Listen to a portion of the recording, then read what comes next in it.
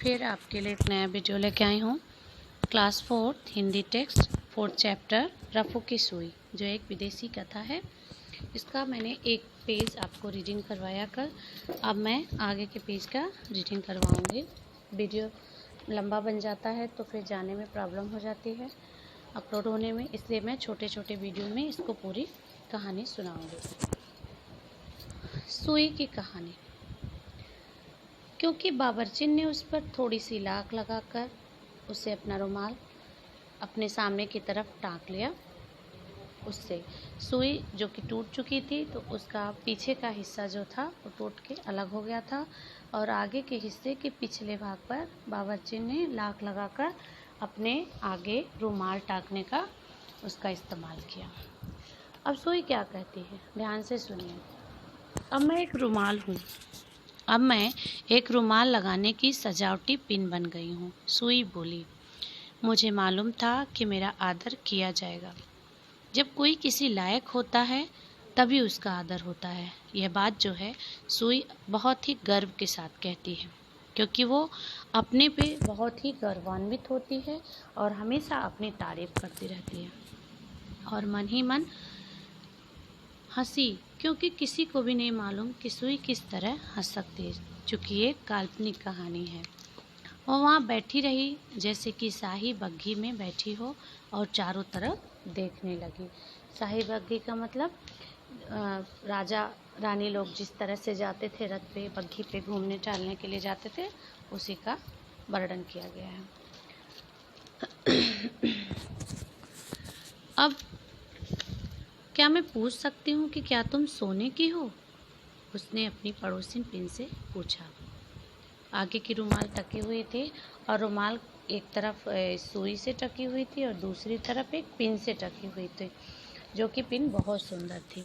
और ऐसा उसने पूछा सुई ने कि क्या तुम सोने की बनी हो? तुम बहुत सुंदर हो और तुम्हारा सिर बहुत खास है, लेकिन ये काफ़ी छोटा है।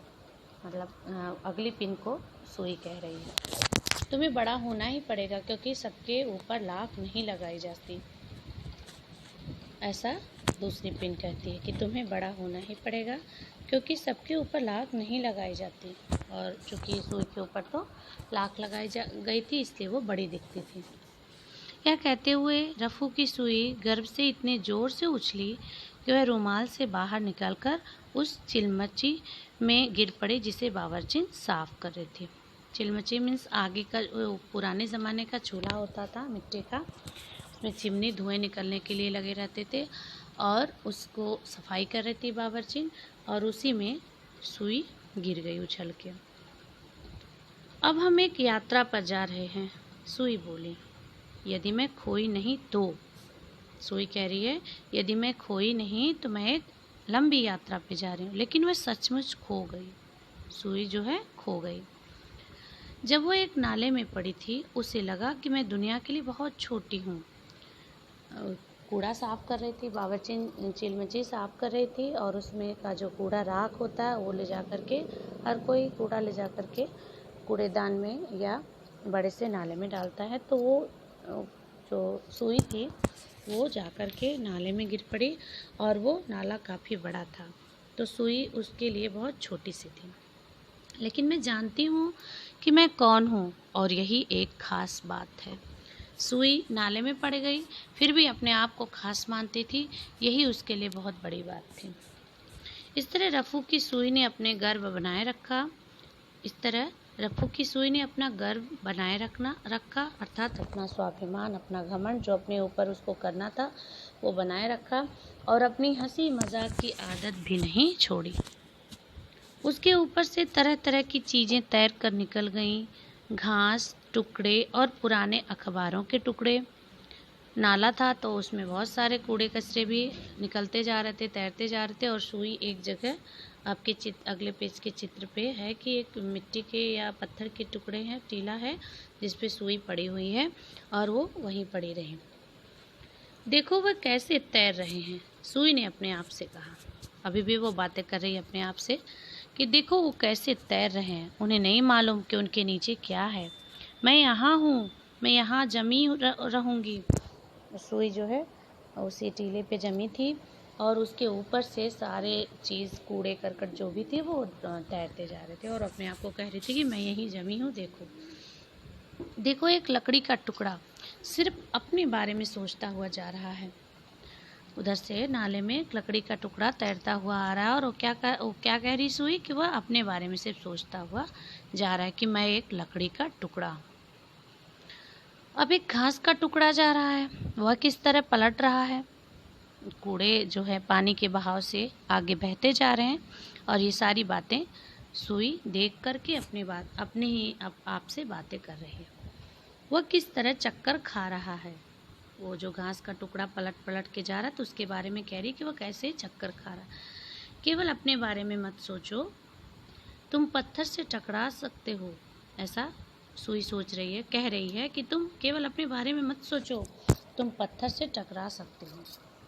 और फिर अब एक अखबार का टुकड़ा जा रहा है। उस पर जो लिखा था वह तो कब का धुल चुका है। पानी में पड़ने के बाद अखबार पे जो लिखा था वो तो पहले ही धुल चुका था और वो कैसे तैरता हुआ जा रहा है उसको सुई देख रही है। लेकिन अभी भी वह अपने आप को बहुत कुछ समझ रहा था। ये अखबार के बारे में बोल रही थी सुई। मैं यहाँ चुपचाप धैर्य से बैठी हूँ। मुझे मालूम है कि मैं कौन हूँ और मैं वही रहूँगी जो मैं हूँ। सुई बड़े गर्व के साथ अपने आप को बता रही है, अपने आप सोच रही है कि मैं यही हूँ और चुपचाप धैर्य से बैठी रहूँगी जहाँ पे खड़ी हूँ और मैं क्या हूँ, कौन हूँ, ये मैं अच्छी तरह से जानती हूँ, समझती हूँ कि मैं खास हूँ।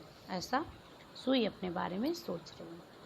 एक दिन उसके बिल्कुल पास कुछ आया जो अद्भुत रूप से चमक रहा था।